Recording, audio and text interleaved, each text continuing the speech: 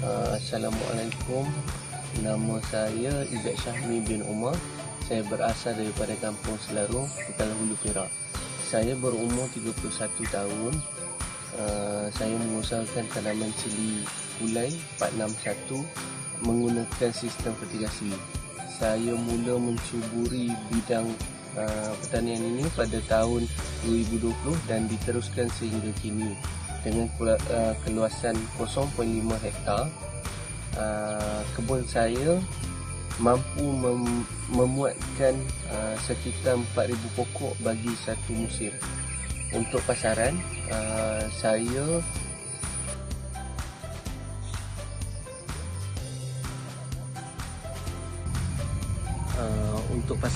saya fokus kepada jualan cili segar.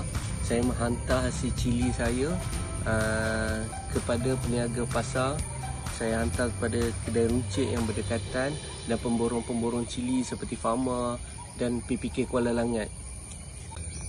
Alhamdulillah, pendapatan saya mencecah sehingga RM10,000 sebulan, dan saya telah membuka kebun baru, di mana di kebun baru saya telah membuat tanaman di atas tanah, terus di atas tanah, dan tanaman fertigasi seperti di sini juga.